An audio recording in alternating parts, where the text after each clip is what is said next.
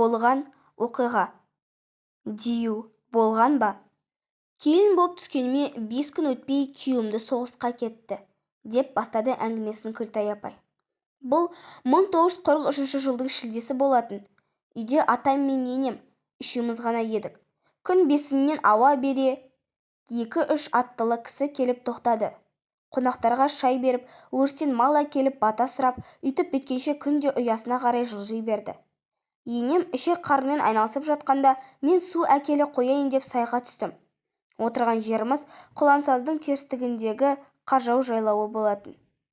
Жасым бар болғаны 16-да. Бала екенмін ғой. Қия жолды алыс көріп, үйдің тұсынан сайға қарай құлдырап түстім де, ентігімді баспаған қалпыммен бір шелек суды іліп алдым. Басымды көтерсем, дәл қарсы алдымдағы арғы жағада жалпақ тастың үстінде бірдеме отыр. Екеуміз бір-бірімізге тесіле қарап қалдық. Шашы дудырап, үсті басын түгел жүн басқан мақұлық қозғалыссыз маған бажая қарап қалыпты. Бұл не нәрсе деген оймен аузымды ашып аңырап қанша тұрғанымды білмеймін. Есімді жиғанда көзбен екі арадағы судың енін мөлшерледім. Балашаға ары-бері өте беретін кішкене өзеннен ол бір секірсе жетіп жатыр. Мені келіп бас салмақ. Осыны ойлауым мұң екен. Жаным мұрнымның ұшына жетті. Қол-аяғым қалтырап, пісімілә аузыма зорға келді. Амалсыз екінші шелекпен де суды іліп алып, мойынағашты жерден көтеруге мұршам жетпей, қыр үстіндегі үйге тіке тарттым. Қуып жетіп арқамнан тартып қалама деген үрейден өрге қарай жан ұшырып келемін. Жүрек ауызға тығылып, өлдім, талдым дегенде үстіртке де шықтым-ау. Бір нәрсенің болғанын сезгендей, енем ошақ қасынан ұшып тұрып маған қарсы жүрді. Ойбай-ау, өңің қашып кетіпті ғой. Күн батқанда суға неге бардың? Мен өзім-ақ әкелетін едім. Қалай кеткеніңді байқамай да қалыппын, дей келіп, қолымнан шелегімді ала беріп еді, жұмған саусақтарым сіресіп қатып қалыпты. Сөйлейін десем тілім икемге келмейді. Жылап жібердім. Ентігімді баса алмастан құсып жатырмын. Қорқып қалдың ба? Не болды деп енем таңдайымды көтерді. Қолдарымды уқалап жатып, екі шелектің тұтқасын зорға босатып алғаны. Несін айтайын, сол кештен бастап мен бір түрлі сырқатқа шалдыққандай болдым. Өз-өзімнен іш-құста болып жылайтынды шығардым. Күн сайын отын тергенді сылтауратып, бел астына барып, алып көз жасыма ерік беремін. Күндіз күлкі, түнде ұйқы қашқан соң, делсалдық бірнеше айға созылды. Ел жайлаудан түскен кезде дәрігерге барып қаралып, мардымды ештеме біле алмаған соң, бір күні ұзын ағашта тұратын емші барын естіп, енем соған ертіп апарды. Емші қартаңдау әйел екен. Ала көлеңке бөлмеге екеумізді алып кіріп, кітабын ашып көрді де, не нәрсеге кезігіп едің, деді. Мен де ештемеге кез болғам жоқ, деп едім. Ол аса бір өзіне өзі сенген кейіппен. Неге жасырасың? Оста бірнеше ай бұрын суға барғанда өзен жағасынан бірдеме көріпсің ғой, дегені маған қадала қарап. Білмеймін, дедім. Оның меңзеп отырған нәрсесін біле тұра тағы да мойындағым келмей. Өйткені қорыққанға қос көрінер дейтін шығар деп, өзен жағасынан не көргенімді үйдегілерге айтқан да жоқ едім. Білмесең, біліп қой, Диюдің кішкене қызына кездесіпсің, деді емші. Апақ-сапақта суға неге барасың? Қайта бағың бар екен, оның баласына тап болыпсың. Ересегі болғанда саудаң бітіп еді. Өз көзімен көргендей ғып бар шындықты алдыма қайта әкеліп берген емшіге еш қарсылық білдіре алмастан үнсіз қалдым. Шындығында әйел баласын кешке қарай суға жібермес қазақ әдеті неден шықты екен? Күлтайға өзен жағасында кездескенді емшінің Дию деп атауы ақылға сыйымды ма?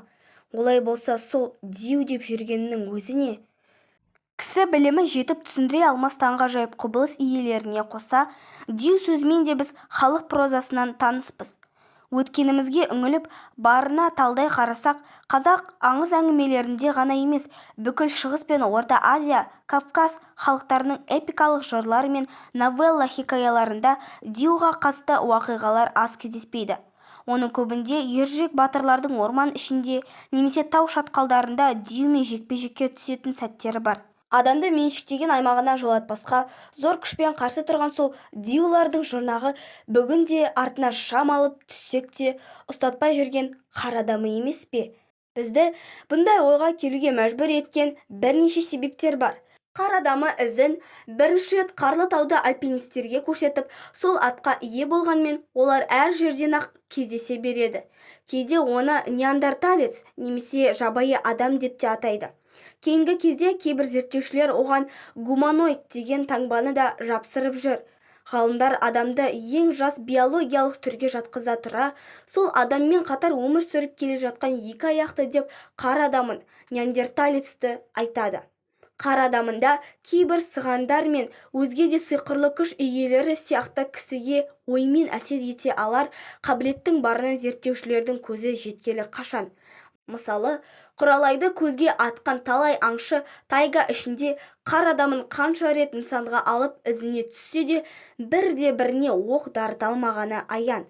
60-70 жылдарда бір емес, тісіне дейін қаруланған бірнеше экспедицияның жер мен көктен қатар торып, қар адамын қолға түсіруге соншалықты ынтазар болғаны белгілі.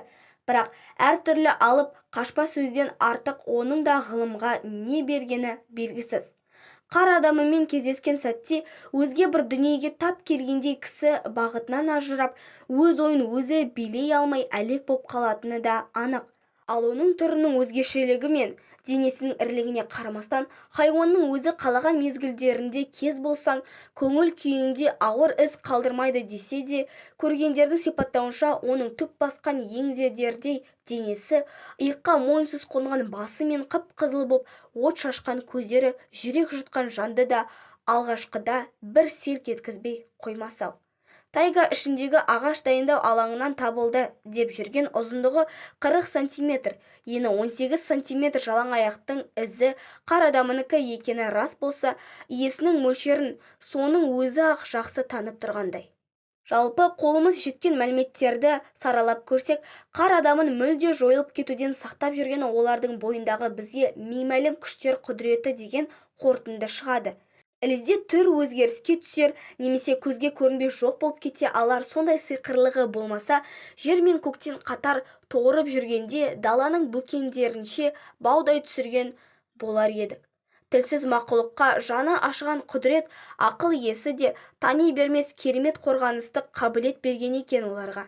Бірақ адамның өзінен өзге де күш иесі барын мойындатпас өзімшілдік ой көзді байлап, танымды тарылта түскен мына заманда бұны түсіну оңай болар қоя емес.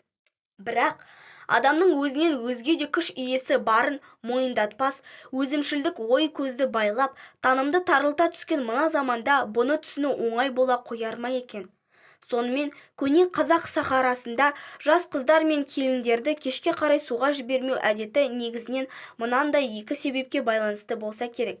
Біріншіден, қар адамының түр-түсінің өзі, оның сиқырлы қасиетін былай қойғанда, нәзік жанды әйел затын қатты шошытып, жүйкесіне зақым келтіреді. Екіншіден, қар адамының ересектері, оның ішінде еркек жынысты, яғни дию кез болса, өзге жерге алып кетуі немесе сол орында қинауы мүмкін.